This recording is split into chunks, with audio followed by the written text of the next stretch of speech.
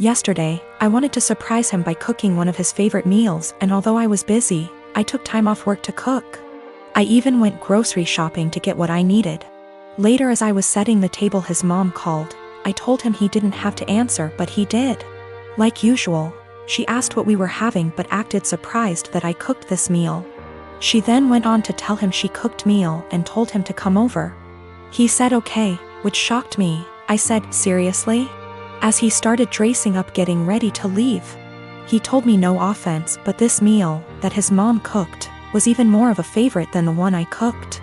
And grabbed his keys and left. I felt awful. I took his plate and threw it out, then ate my portion. As I was about to put the plate in the dishwasher, he got home looking angry, saying his mom lied about cooking that favorite meal and used it as an excuse to force him to eat dinner with her. I was shocked, but he sat down telling me to go ahead and reheat dinner. I told him no dinner after he abandoned it. I threw it out.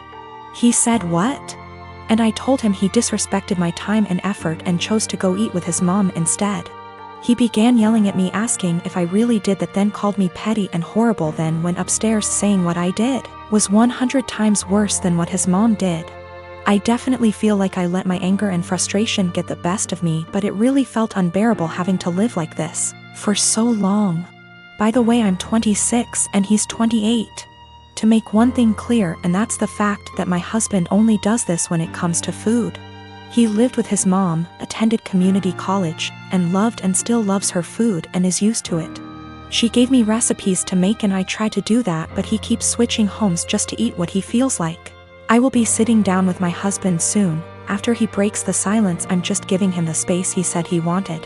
I will also be pushing for couples counseling, although he's always been against it, but we'll see how things go. I'm not gonna lie, I still feel upset and like my efforts aren't being appreciated. His mom is definitely onto something with her little upsetting stunts. I realize how important boundaries are, but also realize how enforcing can be difficult. I'm hoping and praying that we will tackle this issue so that our marriage won't suffer, but if he's still somehow unable to do his part, then that's on him, and I'm no longer willing to go through similar stuff and just take it. My wife and I have a 2-year-old son and have been married for 4 years.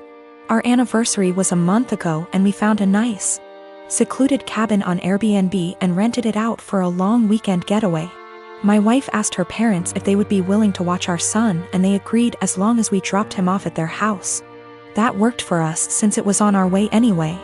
I was raised Lutheran and my wife was raised Catholic, but neither of us currently go to church and have not had our son baptized.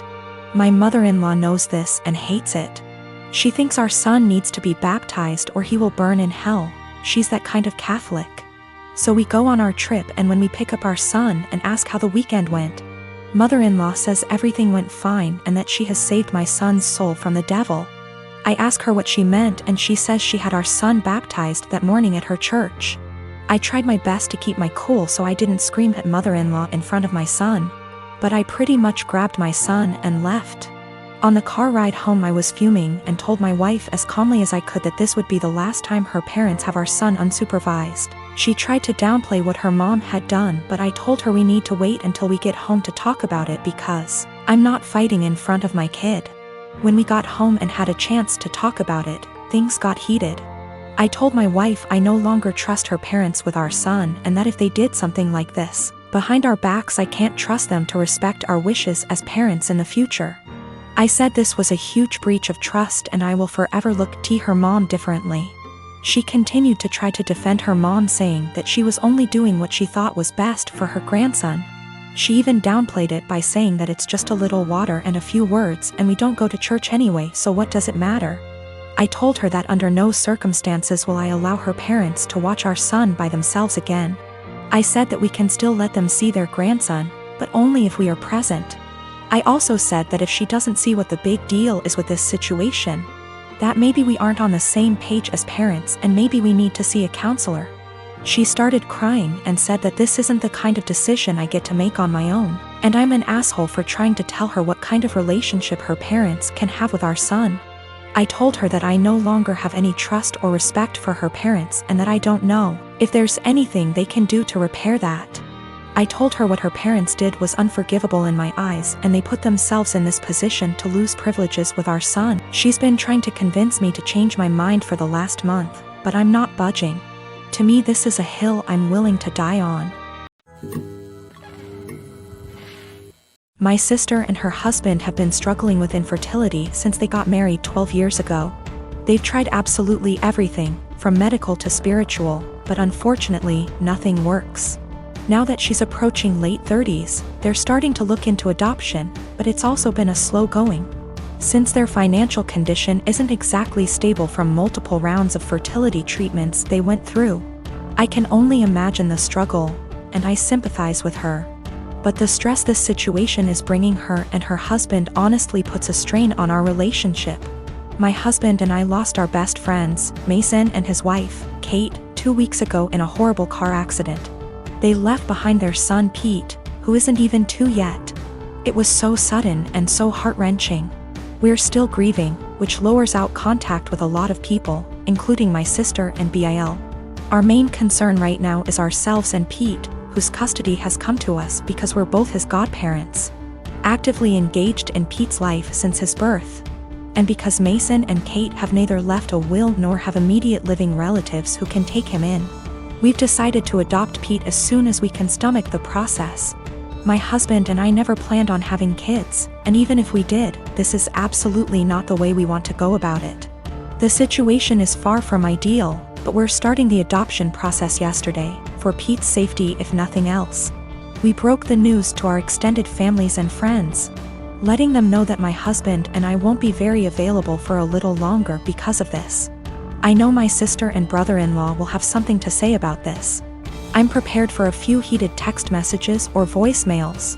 However, I didn't expect them to turn up on our doorstep, crying about how unfair it is that we were given everything they wanted, and how we didn't deserve to be parents because we didn't go through what they had to. I've never seen my husband so angry before. He's usually very mild and gentle, but recent events have stretched our patience to the limits. We kicked them off of our porch, and I told my sister before she left that since our pain inconveniences her so much, I won't have her around me and my family at all anymore. I know she made a fuss about it, and now everyone has something to say to us. We turned off our phones, so we don't know which ones are cursing us and which one aren't. I know some did //r. My husband and I are both in pain and grieving, and we can't trust ourselves to be objective. For the sake of disclosure, my husband and I are both men. No, this is not a case of homophobia. My sister, for all her fault, was the first person to accept me for who I love. I want to point out me and my brother have 2 different fathers. I lost my father last year to cancer. He left me 90% of his stuff, including his family home that was left to him by his dad. It's been in their family for over 100 years. My brother and my dad didn't have a relationship, but he did leave him $10,000.